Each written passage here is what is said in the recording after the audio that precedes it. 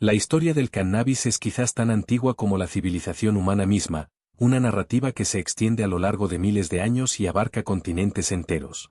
Para iniciar este relato extenso, debemos remontarnos a sus orígenes geográficos y a las primeras evidencias de su uso.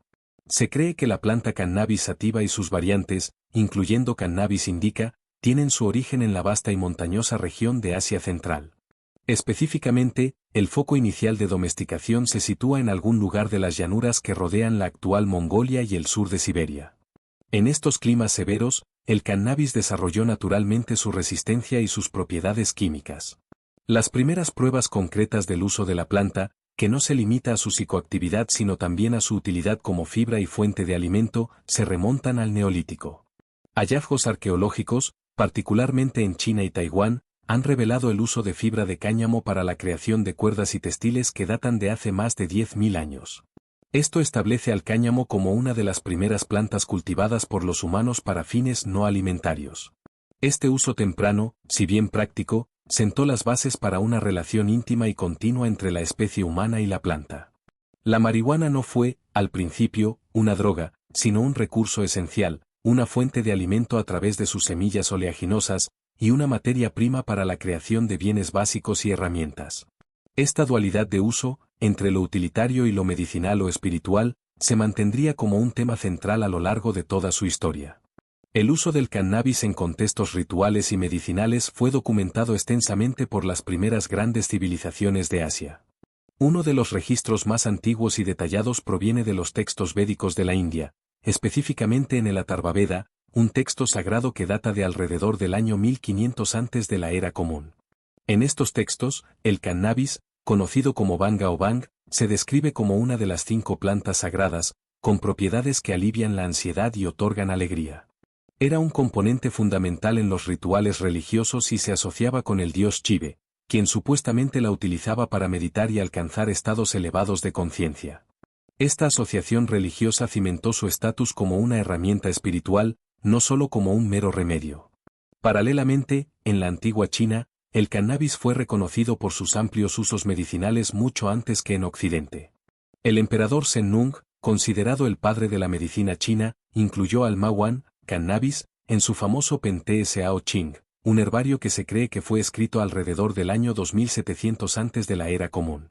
Zhengnung documentó sus usos para el reumatismo, el dolor menstrual, la gota y la malaria. Curiosamente, también advirtió sobre el potencial del consumo excesivo para causar visiones de demonios, lo que indica un conocimiento temprano de sus efectos psicoactivos. El cáñamo fue igualmente crucial para la tecnología china, siendo utilizado para fabricar lazos de arcos, papel y vestimenta. Así, desde sus primeras interacciones documentadas, la marihuana se reveló como una planta de triple propósito: fibra, medicina y sacramento, un estatus que la diferenciaría de casi cualquier otra especie cultivada en la historia de la humanidad. El cannabis no se limitó a Asia Central y Meridional, sino que su expansión geográfica fue facilitada por las migraciones de pueblos nómadas y las primeras rutas comerciales. Uno de los vectores clave de su dispersión hacia el oeste fue el pueblo escita, un grupo seminómada de guerreros a caballo que dominaron las estepas euroasiáticas desde el primer milenio antes de la era común. Los escitas eran conocidos por sus prácticas funerarias distintivas, y los hallazgos arqueológicos han proporcionado pruebas claras de su uso ritual del cannabis. El historiador griego Heródoto, que vivió en el siglo V antes de la era común, describió en sus historias cómo los escitas celebraban ritos de purificación después de un funeral. Heródoto relató que los escitas arrojaban semillas de cáñamo y cabezas de flores en piedras al rojo vivo dentro de tiendas de fieltro, creando un vapor aromático que, según él, los hacía aullar de alegría. Este método de inhalación por vaporización, o sauna de cannabis, es una de las primeras descripciones occidentales de la práctica recreativa. Los arqueólogos, al excavar tumbas escitas en lugares como Siberia y el sur de Rusia, han confirmado estos relatos al encontrar incensarios, trípodes y restos carbonizados de semillas de cannabis. Los escitas, al moverse por Asia Menor y Europa del Este, llevaron consigo la planta, introduciéndola indirectamente en las culturas persas, griegas y romanas. Este periodo de la historia subraya que el cannabis era transportado no solo por su valor como fibra textil o aceite, sino también, y quizás más significativamente, por sus propiedades psicoactivas que eran centrales para sus prácticas sociales y religiosas. Su viaje a través de las estepas fue una migración cultural tanto como botánica. El cannabis continuó su lenta pero imparable incursión en el mundo mediterráneo y el Medio Oriente, integrándose en las esferas de la medicina y el misticismo. En el antiguo Egipto, existen evidencias de su uso, aunque el consenso histórico sobre su prevalencia es menos claro que en Asia. Sin embargo, en el cercano Oriente, su influencia fue innegable. Los asirios, en el primer milenio antes de la era común, empleaban el cannabis, al que llamaban kunubu, en rituales religiosos como incienso y también lo documentaron en tabletas de arcilla por sus propiedades medicinales, particularmente para aliviar el dolor y los síntomas del duelo. El término kunubu se cree que es una de las raíces etimológicas del nombre moderno cannabis. Su difusión a través del imperio persa, influenciado por los escitas, fue crucial. Los médicos y filósofos griegos y romanos también registraron el cannabis en sus tratados médicos, aunque a menudo de forma indirecta. El médico y botánico griego Dioscórides, en su obra fundamental de Materia Medica, escrita en el siglo I de la Era Común, describió el uso de las semillas de cannabis para tratar el dolor de oído y reducir el deseo sexual, pero no mencionó los efectos psicoactivos que ya eran conocidos en otras culturas. Esta omisión o minimización de los efectos eufóricos sugiere que, en el mundo greco-romano, la planta era valorada principalmente por su fibra y sus aplicaciones medicinales de baja potencia. A pesar de esto, el historiador y escritor romano Plinio el Viejo, en su enciclopedia Historia Natural, también documentó los usos del cáñamo. Esta temprana división entre el uso práctico del cáñamo y el uso ritual y psicoactivo de las flores resalta cómo la percepción de la planta variaba según el contexto cultural, con algunas sociedades enfocándose en su potencial utilitario y otras en su potencial trascendente. La expansión del cannabis hacia el mundo islámico y, posteriormente, hacia África, se produjo durante la Edad Media, un periodo crucial para su consolidación como una sustancia de uso recreativo y un elemento de la medicina popular. Con el crecimiento del Islam a partir del siglo VII, la planta fue llevada a través de las rutas comerciales y militares. El cannabis se convirtió en una sustancia popular, especialmente en el contexto de las prohibiciones religiosas de consumir alcohol. Aunque el Corán no prohíbe explícitamente el cannabis, los estudiosos islámicos debatieron sobre su legalidad, considerándolo a menudo un intoxicante, por lo tanto, haram o prohibido. A pesar de esto, el uso de hachís, una resina concentrada de las flores del cannabis, se hizo muy común en el Medio Oriente, particularmente en Persia, Egipto y el norte de África. El hachís era preferido porque concentraba la potencia psicoactiva. Filósofos, místicos sufíes y poetas islámicos de la época lo consumían para intensificar la meditación, promover la introspección o simplemente como una forma de escape. Las historias y leyendas que rodean a los hachísins, o consumidores de hachís, una secta mística ismaelita en Persia durante los siglos XI a XIII, se popularizaron en Occidente, aunque gran parte de estas narrativas fueron exageradas por los cruzados y viajeros. Se decía que los líderes de la secta drogaban a sus seguidores con hachís para simular el paraíso, asegurando así su lealtad ciega. Aunque esta narrativa es más un mito que un hecho histórico comprobado, subraya el creciente estatus del cannabis como una sustancia asociada con el misticismo, la disidencia y el poder oculto en la imaginación popular. Esta difusión a través de la cultura islámica fue vital, ya que el conocimiento del hachís se mantendría latente hasta su reintroducción dramática en la Europa occidental siglos más tarde. La introducción del cannabis en el continente americano fue un proceso lento y completamente utilitario, disociado inicialmente de cualquier uso recreativo o medicinal conocido. Su llegada está ligada a la expansión marítima europea y la necesidad de materias primas para la navegación. Los colonos españoles fueron los primeros en introducir el cáñamo, la variedad de cannabis con bajo contenido de compuestos psicoactivos, en el hemisferio occidental. A principios del siglo XVII, el cáñamo se cultivaba en Chile para la fabricación de sogas y velas, materiales esenciales para los barcos y para el comercio. Poco después, a medida que las colonias inglesas se establecían en América del Norte, el cultivo de cáñamo se convirtió en un pilar económico. En las colonias de Virginia y Massachusetts, las autoridades no solo fomentaron su cultivo, sino que en ocasiones lo hicieron obligatorio. El cáñamo era un cultivo de dinero importante, con un valor estratégico similar al del algodón o el tabaco. Las cuerdas, el lienzo y la vestimenta hechos de fibra de cáñamo eran insustituibles. Incluso documentos históricos fundamentales, como el primer borrador de la Declaración de Independencia de los Estados Unidos, se escribieron supuestamente en papel de cáñamo. Durante más de 200 años, en el continente americano, el cannabis fue visto casi exclusivamente como un producto agrícola de alto valor industrial. No hay pruebas generalizadas de que las colonias o los primeros estados independientes consumieran cannabis por sus efectos eufóricos, su reputación se basaba puramente en la fortaleza de su fibra. Esta percepción industrial y legal del cáñamo como un cultivo esencial se mantendría inalterada hasta la llegada de influencias culturales externas, un proceso que no ocurriría hasta bien entrado el siglo XIX. El siglo XIX marcó un punto de inflexión en la percepción del cannabis en Occidente, transformándolo de una fibra industrial a un agente medicinal y psicotrópico de interés. Este cambio se debió en gran parte al colonialismo británico en la India. Los médicos, botánicos y funcionarios británicos que servían en el subcontinente observaron y documentaron de cerca el amplio uso cultural, recreativo y medicinal del bhang, ganja y charas, hachís, por parte de la población local. Un médico irlandés, William Brooke O'Shaughnessy, que trabajaba en Calcuta, fue la figura clave en esta reintroducción científica.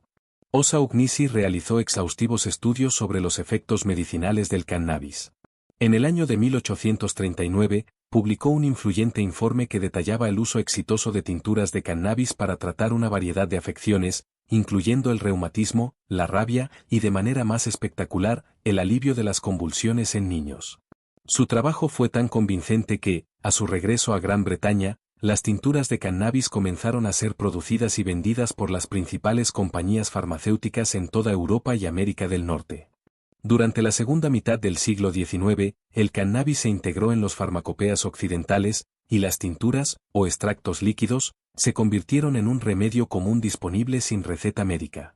Se utilizaba principalmente como analgésico, sedante e inductor del sueño. Las botellas de extracto líquido de cannabis indica adornaban los estantes de las farmacias, compitiendo con otros medicamentos a base de plantas. En este momento, el consumo de cannabis era respetable y estaba completamente legitimado por la ciencia médica, antes del auge de los opiáceos sintéticos y la aspirina, que eventualmente lo desplazarían del panorama farmacéutico. Mientras la medicina occidental exploraba el cannabis a través de la lente científica de la tintura, la sociedad europea y estadounidense también experimentó su reintroducción recreativa, esta vez a través de la fascinación oriental y el romanticismo. Las campañas militares francesas en Egipto, lideradas por Napoleón Bonaparte a finales del siglo XVIII y principios del XIX, sirvieron como un inesperado catalizador. Al regresar de la campaña de Egipto, los soldados franceses y los académicos que los acompañaban trajeron consigo la costumbre de consumir hachís, que habían observado y adoptado en el Medio Oriente, donde el alcohol estaba prohibido. Esto despertó un intenso interés en los círculos intelectuales y artísticos de París. Este interés culminó en la formación del famoso Club des Hachichins, o Club de los Consumidores de Hachís, en París a principios de la década de 1840. Este club estaba compuesto por algunas de las figuras literarias más prominentes de Francia, incluyendo a Charles Baudelaire, Alexandre Dumas y Théophile Gautier. Los miembros se reunían regularmente para experimentar con el hachís, consumido en forma de una pasta dulce y especiada conocida como davamesc. Gautier documentó estas experiencias en su ensayo Le Club des Hachichins, describiendo vívidas alucinaciones, la distorsión del tiempo y la profundización de las sensaciones artísticas. Este consumo se enmarcaba como una búsqueda intelectual y una forma de explorar los límites de la conciencia humana, en marcado contraste con el uso medicinal y práctico que existía hasta entonces. Este breve pero influyente periodo cimentó la asociación del cannabis en Europa con el misticismo, la creatividad bohemia y la subversión de las normas sociales, estableciendo una percepción cultural que sería difícil de erradicar. Mientras los intelectuales europeos experimentaban con el hachís, en el continente americano se produjo un desarrollo cultural paralelo pero distinto, la llegada del cannabis recreativo a través de la frontera sur. Este cambio fue provocado por la Revolución Mexicana de la década de 1910, la cual impulsó oleadas de inmigración hacia los Estados Unidos, particularmente a los estados fronterizos como Texas y California. Los inmigrantes mexicanos trajeron consigo sus costumbres, entre ellas el consumo de marihuana, que en México ya era común entre las clases bajas, los soldados y los campesinos. A diferencia de las tinturas medicinales de la época, que eran extractos líquidos concentrados, la práctica mexicana implicaba fumar las hojas y las flores secas. Esta forma de consumo se hizo popular en las comunidades de inmigrantes, pero fue recibida con creciente hostilidad y xenofobia por parte de la población blanca anglosajona. La droga comenzó a ser asociada con la pereza, la criminalidad y la disidencia de los inmigrantes. El término marihuana, la palabra española con la que se conocía a la planta en México, se adoptó en Estados Unidos, en gran parte como una táctica de propaganda. Los artículos de prensa y los funcionarios gubernamentales comenzaron a usar deliberadamente la palabra marihuana en lugar del familiar y benigno cáñamo o cannabis indica para enfatizar su naturaleza extranjera, por lo tanto, amenazante. Este cambio lingüístico fue fundamental, ya que desvinculó la planta de su larga historia medicinal y utilitaria, redefiniéndola exclusivamente como una sustancia peligrosa asociada a una minoría étnica. El auge de la marihuana en los Estados Unidos, impulsado por la inmigración y la contracultura, coincidió con una atmósfera nacional de fervor moral y prohibicionismo. El fracaso de la ley seca, que prohibía el alcohol, no detuvo a los reformadores sociales, sino que simplemente redirigió su enfoque hacia otros vicios percibidos. En este clima, emergió la figura de Harry J. Anslinger, quien se convertiría en el primer comisionado de la Oficina Federal de Narcóticos. Anslinger fue la fuerza motriz detrás de la campaña de demonización del cannabis. Inicialmente, Anslinger no estaba convencido de la peligrosidad de la marihuana, pero su postura cambió drásticamente, influenciado por la presión política y los informes sensacionalistas. Él orquestó una campaña de propaganda sin precedentes que buscaba criminalizar la planta a nivel federal. Esta campaña se basó en gran medida en afirmaciones pseudocientíficas que vinculaban directamente el consumo de marihuana con la locura, la violencia y la depravación. Historias exageradas de crímenes brutales supuestamente cometidos por personas bajo la influencia de la droga se difundieron ampliamente en la prensa, creando un pánico moral. Un ejemplo notorio fue la película propagandística Reefer Madness de 1936, que, aunque hoy se considera una comedia involuntaria, en su momento sirvió para cementar en la mente del público la imagen de la marihuana como una sustancia que convertía a los jóvenes decentes en psicópatas homicidas. Este periodo, a mediados de la década de 1930, marcó el fin de la neutralidad médica y la aceptación industrial del cáñamo, y preparó el escenario para una de las piezas legislativas más controversiales de la historia de los narcóticos en los Estados Unidos. El pánico moral orquestado por Anslinger y la prensa sensacionalista culminó en la aprobación de la Ley de Impuestos sobre la Marihuana de 1937. Es crucial entender que, legalmente, esta ley no prohibió la marihuana directamente, sino que impuso un impuesto tan oneroso y un sistema de registro tan complejo sobre la transferencia y venta de la planta que, en la práctica, criminalizó su comercio y uso. La ley exigía que cualquiera que vendiera, comprara o recetara cannabis obtuviera timbres fiscales especiales del gobierno, y que el proceso de adquisición y transferencia estuviera sujeto a un impuesto federal prohibitivo. La dificultad para obtener estos timbres y el riesgo de autoincriminación al registrarse ante el gobierno federal hicieron que los médicos dejaran de recetar cannabis y que las empresas de cáñamo industrial se encontraran ante una barrera burocrática insuperable. Aunque la industria del cáñamo argumentó en el Congreso que la ley perjudicaría seriamente la producción de fibra, sus objeciones fueron desestimadas o silenciadas bajo el peso de la propaganda moral. Este acto legislativo marcó el punto de no retorno. El cannabis fue efectivamente eliminado de la farmacopea y del comercio legal en los Estados Unidos, marcando el inicio de la era de la prohibición. Las primeras personas arrestadas y condenadas bajo esta ley se convirtieron en mártires involuntarios de la lucha por la legalización. A pesar de la prohibición, el uso recreativo y marginal de la marihuana continuó, impulsado bajo tierra en las comunidades afroamericanas y latinas, donde ya había echado raíces culturales. Paradójicamente, la prohibición de 1937 se revirtió brevemente y de manera sorprendente durante la Segunda Guerra Mundial. Con el ataque a Pearl Harbor, los Estados Unidos se encontraron con una escasez crítica de fibra de cáñamo.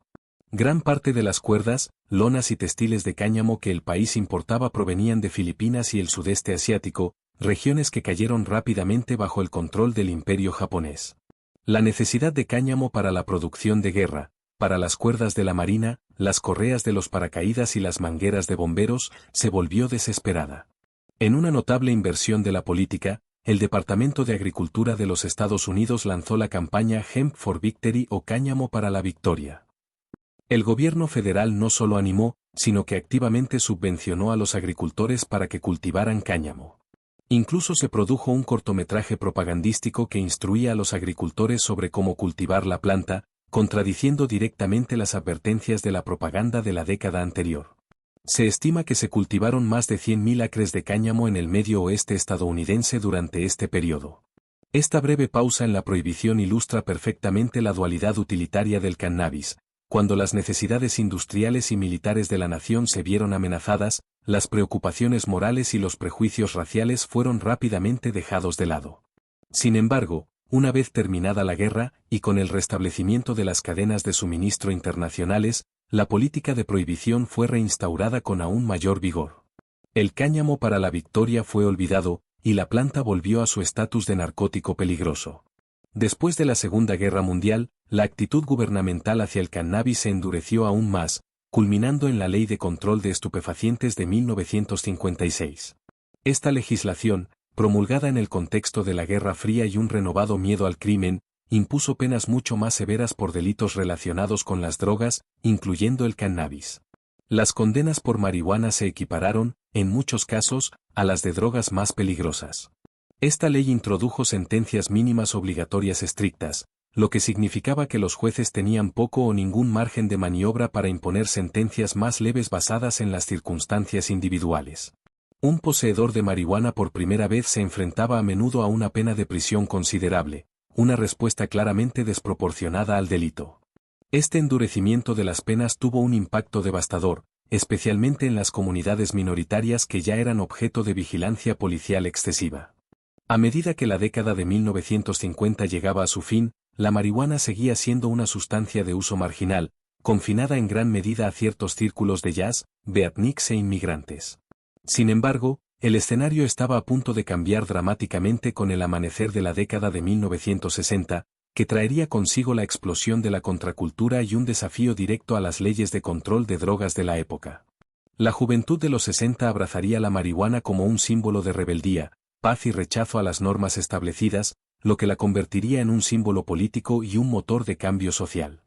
La década de 1960 fue el periodo en que la marihuana se catapultó del margen a la corriente principal de la cultura occidental.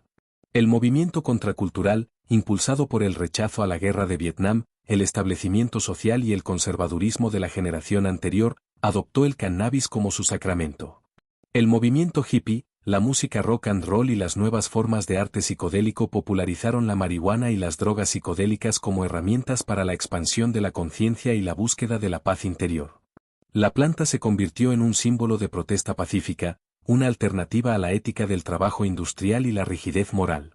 Su consumo ya no era secreto, se celebraba abiertamente en festivales de música, campus universitarios y reuniones sociales. Figuras icónicas de la música, como Bob Dylan y The Beatles, no solo consumieron, sino que también glorificaron y normalizaron la marihuana en su música, influenciando a millones de jóvenes en todo el mundo. Este aumento masivo del consumo y la aceptación por parte de una generación entera hizo que las leyes de la década de 1950 fueran cada vez más ineficaces e impopulares. Los arrestos por posesión simple se dispararon, llenando las cárceles con jóvenes que protestaban por un sistema que consideraban hipócrita. La disparidad entre la ley y la práctica social se hizo tan grande que se generó una presión política que eventualmente obligaría a los legisladores a reconsiderar la forma en que se abordaba el problema de las drogas en la sociedad. En respuesta a la creciente crisis social y al uso generalizado de drogas a finales de la década de 1960, el gobierno de los Estados Unidos, bajo la administración del presidente Richard Nixon, lanzó una iniciativa que cambiaría el panorama de la política de drogas para siempre, la guerra contra las drogas. En el año de 1971, el presidente declaró que el abuso de drogas era el enemigo público número uno y prometió una acción federal exhaustiva. Aunque la guerra contra las drogas se centró en varias sustancias, el cannabis siguió siendo un objetivo principal debido a su popularidad. Una de las piezas clave de la legislación de este periodo fue la Ley de Sustancias Controladas de 1970. Esta ley abolió las leyes anteriores y estableció un sistema federal unificado de 5 listas o categorías para clasificar las sustancias según su potencial de abuso y su valor médico aceptado. El cannabis fue clasificado, y sorprendentemente lo sigue estando, en la lista 1. Esta clasificación es la más restrictiva y se reserva para drogas que, según el gobierno federal, tienen un alto potencial de abuso y ningún uso médico actualmente aceptado. La inclusión del cannabis en la lista 1, junto con la heroína, ignoró décadas de uso medicinal e industrial documentado, y consolidó el estatus de la planta como una droga altamente peligrosa y sin valor terapéutico, obstaculizando de manera significativa la investigación científica legítima. A pesar de la declaración de la guerra contra las drogas y la clasificación del cannabis en la lista 1, el panorama científico comenzó a cambiar, proporcionando la primera evidencia empírica real de los componentes activos de la planta. Durante la década de 1960 y principios de los 70, el químico israelí Rafael Mechoulam y su equipo lograron un hito monumental: aislaron, purificaron y elucidaron la estructura química del principal compuesto psicoactivo del cannabis, el delta-9-tetrahidrocannabinol, más conocido como THC. Este descubrimiento, junto con el aislamiento del cannabidiol, o CBD, un compuesto no psicoactivo, abrió la puerta a la comprensión de cómo la marihuana afecta al cuerpo y al cerebro. Por primera vez, los científicos pudieron estudiar un solo componente químico en lugar de la planta cruda. Sin embargo, el avance más profundo no vendría sino hasta la década de 1980. La investigación sobre cómo el THC interactúa con las células del cuerpo llevó al descubrimiento de un sistema de receptores completamente nuevo en el cerebro y el cuerpo humano, el sistema endocannabinoide. Este sistema, que incluye los receptores CB1 y CB2, se reveló como un sistema de señalización fundamental que regula el apetito, el dolor, el estado de ánimo, la memoria y la función inmunológica. Los receptores CB1, que se encuentran predominantemente en el cerebro y el sistema nervioso central, son el sitio donde el THC ejerce sus efectos psicoactivos. Este descubrimiento probó que los humanos producen sus propios cannabinoides, o endocannabinoides, lo que implicaba que la planta de cannabis simplemente estaba aprovechando un sistema biológico que ya formaba parte de nuestra propia fisiología. El descubrimiento del sistema endocannabinoide en las décadas de 1980 y 1990 representó un cambio fundamental en la ciencia médica, pero las leyes de prohibición existentes crearon una profunda fricción entre la investigación y la política. A pesar de la evidencia de que el cuerpo humano tenía un sistema biológico dedicado a interactuar con los cannabinoides, el gobierno federal de los Estados Unidos mantuvo la planta en la lista 1, obstaculizando activamente los estudios clínicos necesarios para explorar su potencial terapéutico. La comunidad científica, al comprender que el cannabis era mucho más que una simple droga recreativa, comenzó a presionar por la reforma. Este periodo vio el surgimiento de las primeras voces activistas modernas que abogaban por el cannabis medicinal. Los pacientes que luchaban contra enfermedades debilitantes como el SIDA y el cáncer, y que encontraban alivio en el cannabis para la caquexia o las náuseas inducidas por la quimioterapia, se convirtieron en el rostro humano de la reforma.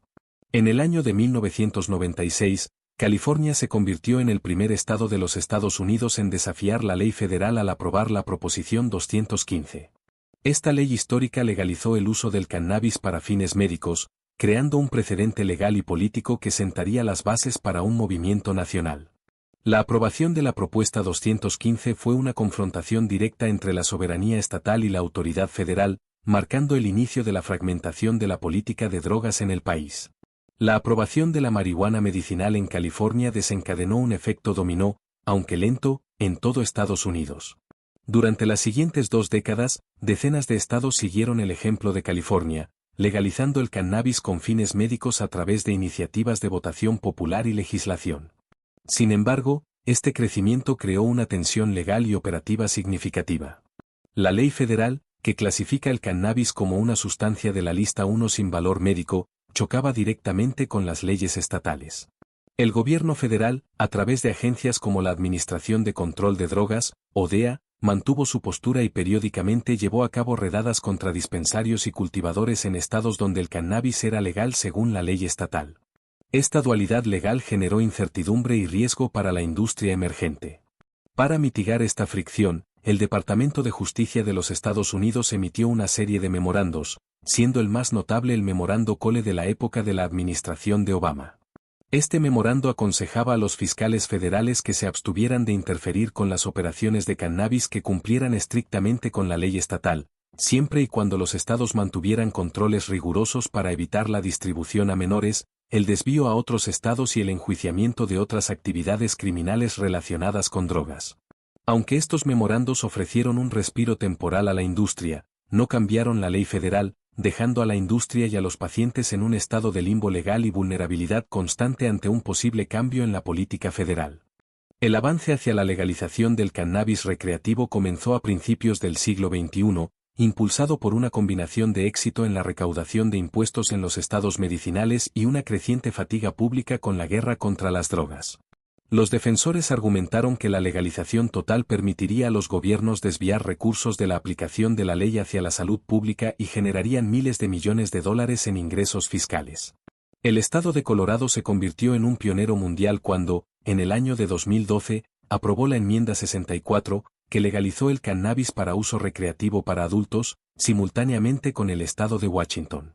Este fue un momento histórico, ya que ningún gobierno moderno había desafiado tan directamente los tratados internacionales y la ley federal de narcóticos para crear un mercado legal de cannabis recreativo de la farmacia a la venta al por menor.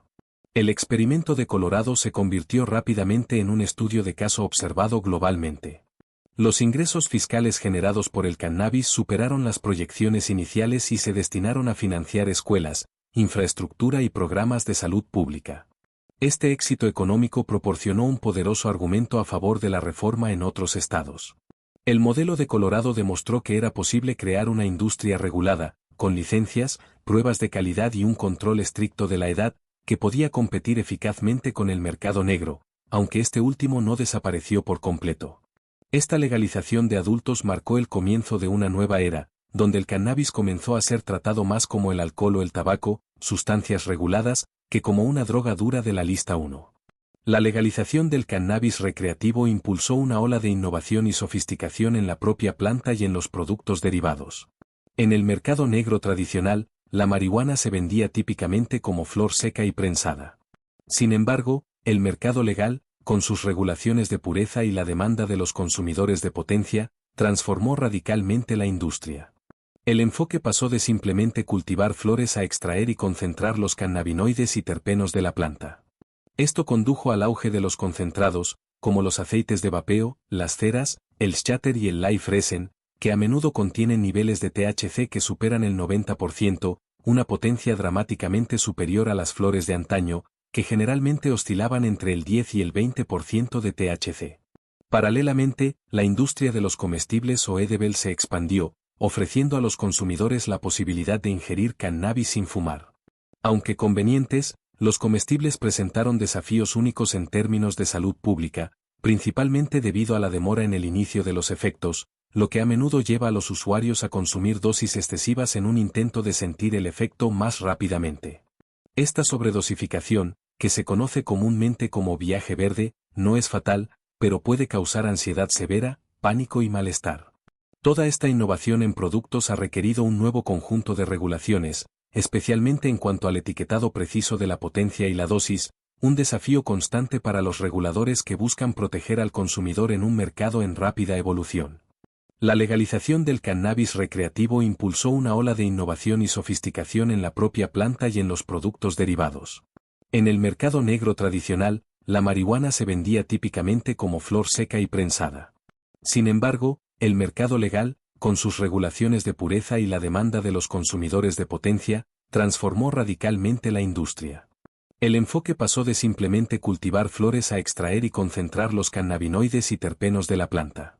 Esto condujo al auge de los concentrados, como los aceites de vapeo, las ceras, el shatter y el live resin, que a menudo contienen niveles de THC que superan el 90%, una potencia dramáticamente superior a las flores de antaño, que generalmente oscilaban entre el 10 y el 20% de THC. Paralelamente, la industria de los comestibles o edibles se expandió, ofreciendo a los consumidores la posibilidad de ingerir cannabis sin fumar. Aunque convenientes, los comestibles presentaron desafíos únicos en términos de salud pública, principalmente debido a la demora en el inicio de los efectos, lo que a menudo lleva a los usuarios a consumir dosis excesivas en un intento de sentir el efecto más rápidamente. Esta sobredosificación, que se conoce comúnmente como viaje verde, no es fatal, pero puede causar ansiedad severa, pánico y malestar. Toda esta innovación en productos ha requerido un nuevo conjunto de regulaciones, especialmente en cuanto al etiquetado preciso de la potencia y la dosis, un desafío constante para los reguladores que buscan proteger al consumidor en un mercado en rápida evolución.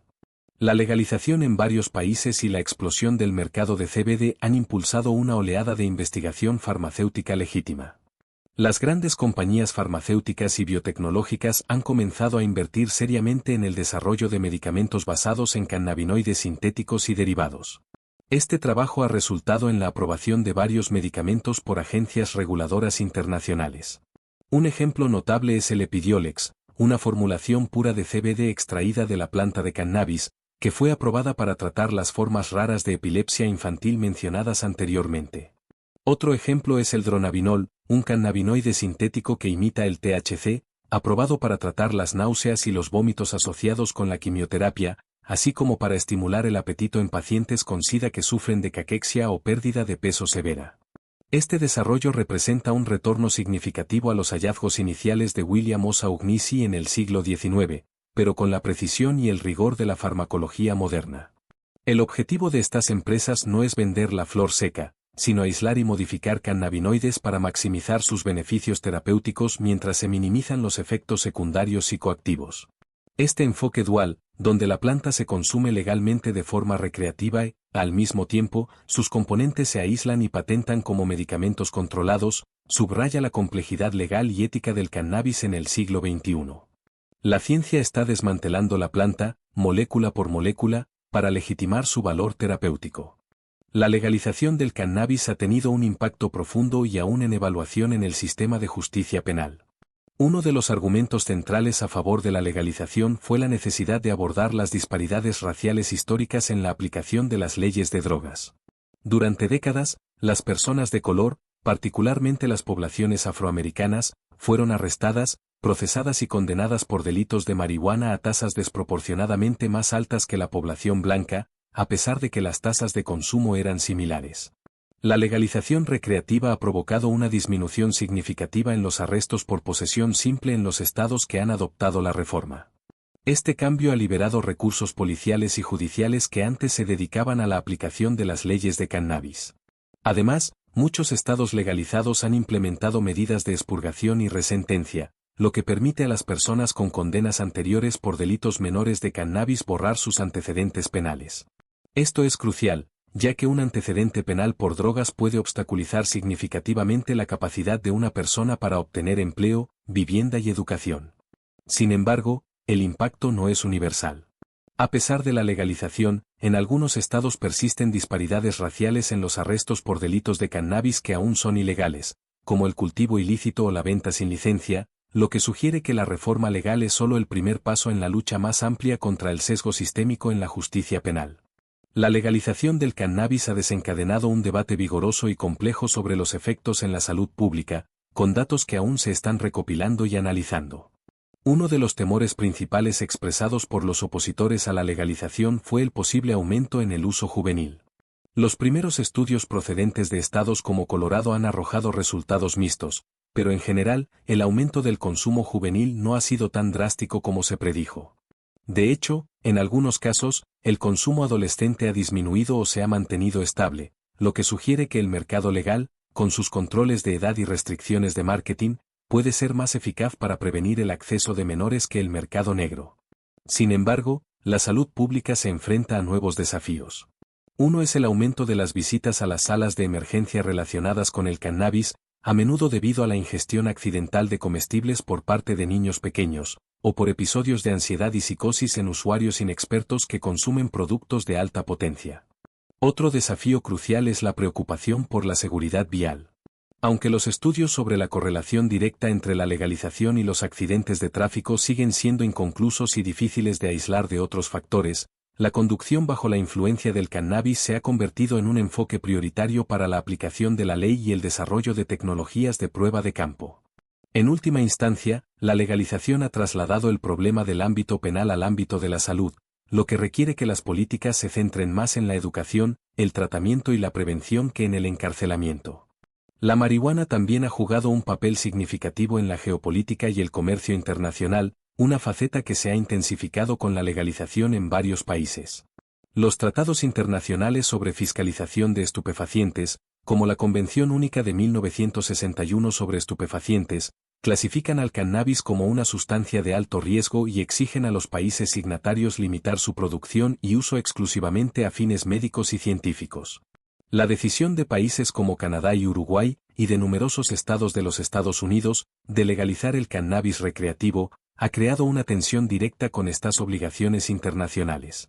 Esta tensión dificulta el comercio transfronterizo legal de cannabis, ya que la mayoría de los países se niegan a permitir la importación o exportación de una sustancia que sigue siendo ilegal a nivel federal en la potencia económica mundial más grande, los Estados Unidos. Esto ha obligado a la industria legal de cannabis a operar casi enteramente dentro de las fronteras de cada estado o país legalizado. Por otro lado, la legalización en algunas jurisdicciones está forzando una reestructuración de los carteles de drogas que tradicionalmente han dependido del tráfico de marihuana.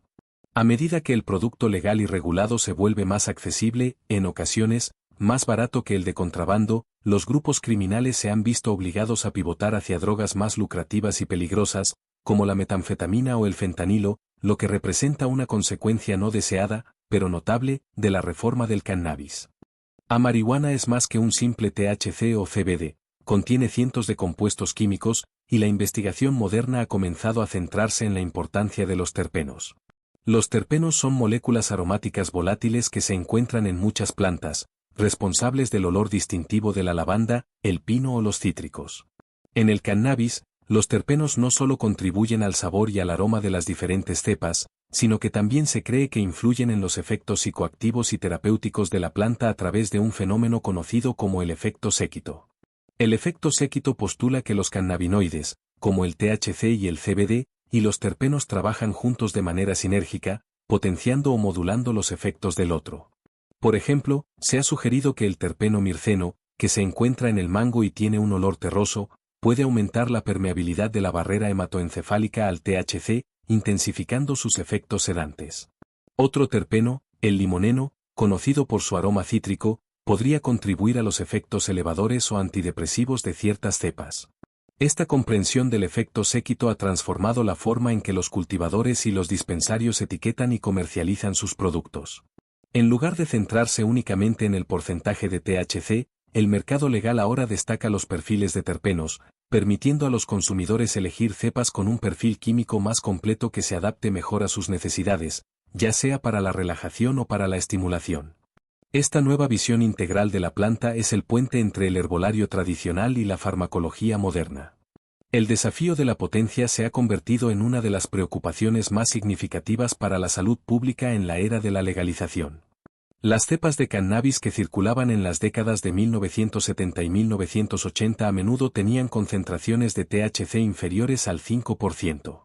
Hoy en día, gracias a la cría selectiva y las técnicas de cultivo avanzadas, las flores pueden alcanzar rutinariamente un 20 a 30% de THC. Sin embargo, como se mencionó anteriormente, el mayor riesgo proviene de los concentrados y los productos de vapeo, que pueden exceder el 90% de THC puro. Esta alta potencia plantea riesgos específicos. Para los usuarios novatos o los adolescentes, la exposición a dosis tan altas de THC puede aumentar el riesgo de desarrollar trastornos psicóticos o desencadenar episodios de ansiedad aguda. Además, el consumo crónico de cannabis de alta potencia se ha relacionado con una afección médica rara pero grave conocida como el síndrome de hiperémesis cannabinoide, o CHS, que causa episodios recurrentes y severos de vómitos y náuseas. Irónicamente, el único tratamiento conocido para esta afección, al menos temporalmente, es la abstinencia total de cannabis y duchas de agua caliente. La aparición de productos tan potentes está obligando a los reguladores a considerar límites máximos de THC en los productos de consumo, algo que se ha debatido en varios estados, pero que se enfrenta a la fuerte oposición de una industria que depende de la alta potencia para obtener beneficios y satisfacer la demanda de los consumidores habituales. La marihuana también se ha entrelazado con el debate sobre los derechos laborales y las políticas de drogas en el lugar de trabajo. A medida que la legalización avanza, el estatus de los empleados que consumen cannabis fuera de las horas de trabajo se ha convertido en un tema legal candente. La mayoría de las empresas, especialmente aquellas que reciben fondos federales o que operan en industrias de alto riesgo, como el transporte, la construcción o la manufactura, continúan aplicando la tolerancia cero y exigen pruebas de drogas obligatorias. El problema central es que las pruebas de orina estándar para cannabis no miden el impedimento actual, sino la presencia de metabolitos de THC que pueden permanecer en el cuerpo durante días o incluso semanas después de que los efectos psicoactivos hayan desaparecido. Esto significa que un empleado puede ser despedido legalmente por consumir cannabis en su tiempo libre, en un estado donde es legal, porque el test resulta positivo. Algunos estados legalizados han comenzado a abordar esta injusticia a través de legislación que prohíbe a los empleadores discriminar a los empleados por el consumo legal de cannabis fuera del trabajo, a menos que el puesto sea de seguridad crítica. Sin embargo, en el ámbito federal, y en muchos estados que aún no han cambiado sus leyes, la primacía de los programas de seguridad y los contratos federales mantiene a millones de trabajadores en una posición legal precaria, lo que subraya la necesidad de desarrollar pruebas de detección de drogas más precisas que midan el impedimento actual, similar a las pruebas de alcoholemia, en lugar de la exposición pasada. La marihuana es un actor central en el debate sobre el medio ambiente y la sostenibilidad. El cultivo ilícito, en particular el que se realiza en tierras públicas o fuera de la regulación, ha tenido impactos ecológicos devastadores. Estos cultivos a menudo utilizan grandes cantidades de pesticidas y rodenticidas ilegales y extremadamente tóxicos, contaminando las vías fluviales y poniendo en peligro la vida silvestre local, incluido el búho manchado y otras especies protegidas. Además, el desvío ilegal de agua para riego en regiones propensas a la sequía ha ejercido una presión inmensa sobre los ecosistemas acuáticos. Irónicamente, el cultivo legal, aunque más regulado, también presenta desafíos ambientales significativos.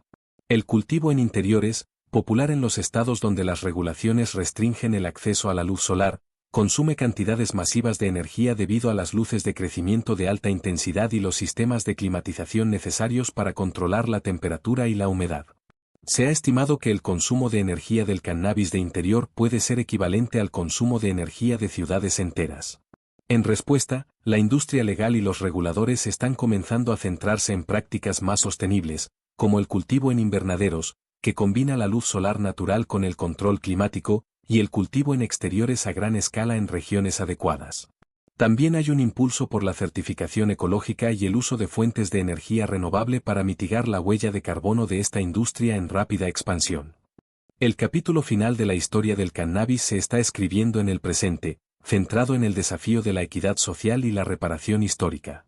A medida que la industria legal se ha expandido hasta convertirse en un negocio multimillonario, ha surgido una preocupación crítica. Las personas y las comunidades más afectadas por la guerra contra las drogas, particularmente las minorías, han quedado en gran medida excluidas de los beneficios económicos de la legalización. Los obstáculos para ingresar a la industria legal son enormes, incluyendo los altos costos de las licencias, las regulaciones estrictas y la dificultad para acceder a los servicios bancarios y de crédito, debido a la prohibición federal. Para abordar esta disparidad, muchos estados y municipios han implementado programas de equidad social, diseñados para fomentar la participación de las poblaciones minoritarias o de bajos ingresos en la industria del cannabis legal. Estos programas a menudo incluyen la reducción o exención de las tarifas de licencia, el acceso a incubadoras de negocios y la preferencia en la obtención de licencias para aquellos con condenas previas por marihuana. Sin embargo, la implementación de estos programas ha sido difícil y lenta, y el capital sigue concentrado en manos de grandes corporaciones que no tienen vínculos con las comunidades afectadas.